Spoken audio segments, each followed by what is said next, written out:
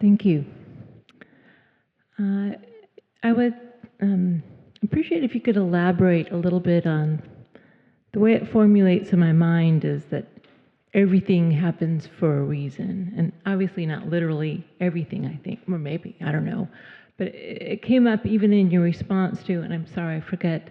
Erica. Erica, yes. Erica, about the cancer fear and how it kind of is there to teach us something. And it certainly feels like in my experience that the way my life has unfolded is that things have happened when they needed to happen so that I could learn, and that if they had happened the way I wanted them to happen, I probably wouldn't have learned what I needed to learn. So, I mean, yes, in the vertical direction, it's all now and it's all one, but at the horizontal direction, it does seem like there's, for want of a better term, God's unfolding, but in a particular direction, it's not random. So the way it feels to me, but I'd just like to get your take on it, it's almost like God wants to wake up via these manifest localizations of consciousness, and things unfold in such a way, even things that maybe across the world in a serendipitous way to facilitate that happening. And I'm just curious your view on that, and yeah.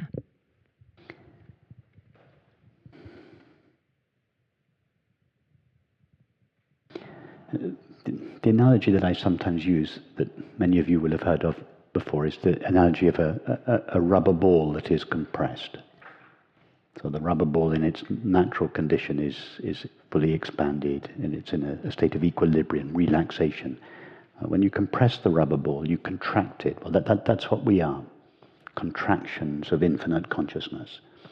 And just like there's a tension set up in the compressed ball that is always tending to return the ball to its original condition, so in each of us, because we are contractions of infinite being, there is a tension in each of us that is always tending to return us to our natural condition. And the way we experience that tension is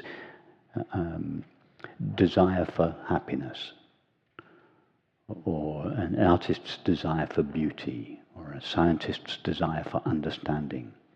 These are all impulses that we feel towards something. That is infinite being pulling, inviting its own contracted form to return to itself. And the pathway on which it returns is it's the pathway of each of our lives. And everything that happens, I wouldn't go so far as to say it happens for a reason, in the sense that it's designed for a reason, but yes, we can interpret everything that happens in our life in this context as an opportunity to return to the one, to infinite being, and both the very pleasant experiences and the very unpleasant experiences. The pleasant experiences attract us, the unpleasant experience push us. But they're the same, the impulse is the same, always to return to that natural state of equilibrium. And it's up to us to interpret the events of our life in that way, or not. If we don't interpret the events of our life in this way, we fight them, and we actually increase, and we enhance the contraction, and therefore the sorrow.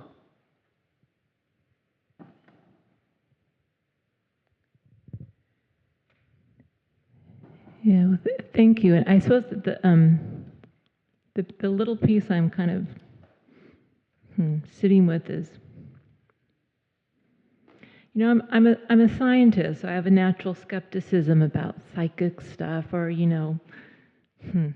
some of these.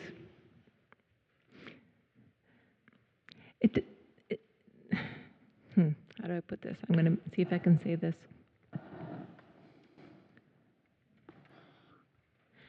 Sometimes sometimes it seems as if, and I know this is not true, it's a bad analogy, but it seems as if stuff is almost orchestrated in a kind of really unprobabilistic manner to set up the conditions for maybe a lesson learned or something to happen.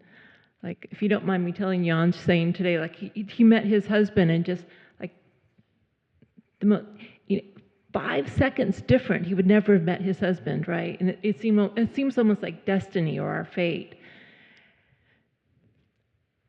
I'm just wondering how you feel about this idea of all these things happening, again, not for a reason, not like a predetermined reason, like God sat down and said, this A is going to happen on Tuesday and then B is going to happen. But it seems almost magical. I think God is a jazz musician, not a classical musician. Okay, that's good. That's good. It's all improv. All improv. Okay. Spontaneous improv. But that doesn't mean to say that it doesn't have a pattern to it. Yes. There are still, Okay. But it's improvisation. That's helpful. So there's a pattern. There's still, direction. Jazz musicians don't just, there's structure, there's pattern, that there are key modulations, there are rhythms, that there are bars. Yes, there's still organization and pattern. Right. But it's not predetermined. With complete spontaneity. Yes. Okay. That's helpful. That's helpful. Yeah, so there can still be, in our lives, there can still be order, there can still be patterns, there can still be sequence, there can still be discipline, but it can still be spontaneous. And that since God is everything, it doesn't, whether it's across the world or that time and space doesn't constrain this jazz musician, so to speak. Yes. Okay. Yes. Right.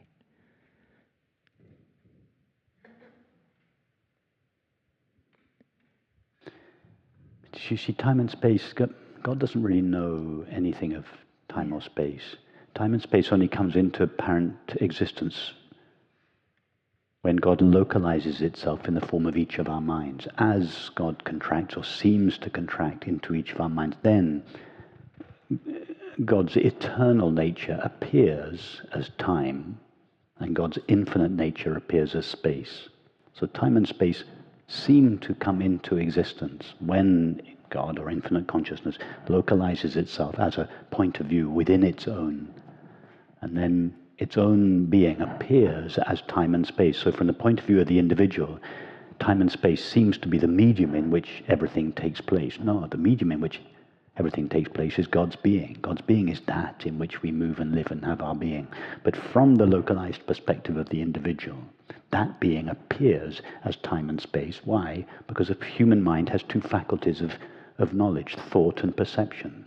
So when God's infinite being is viewed through the faculty of thought, it appears as time, and when it's viewed through the faculty of perception, it appears as space.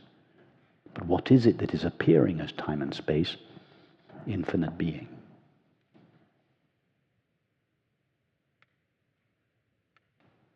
And every night, when the faculties of thought and perception come to an end, our experience of time and space come to an end.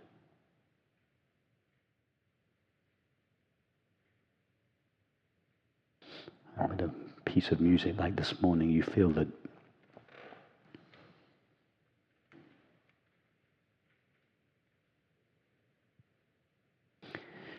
Beethoven was right on the edge of what is possible in time and space. But what was being spoken of was something that is beyond comprehension. But it's just been brought into form sufficiently. Only it's just crossed the line from the formless into form to give us a taste in form of the reality that it's really speaking of. So it feels like it's just bordering on the edge of what's possible in form. That's why it has that dissolving quality to it. And it's not surprising then that we hear that he wrote it as a thanksgiving to God for his life.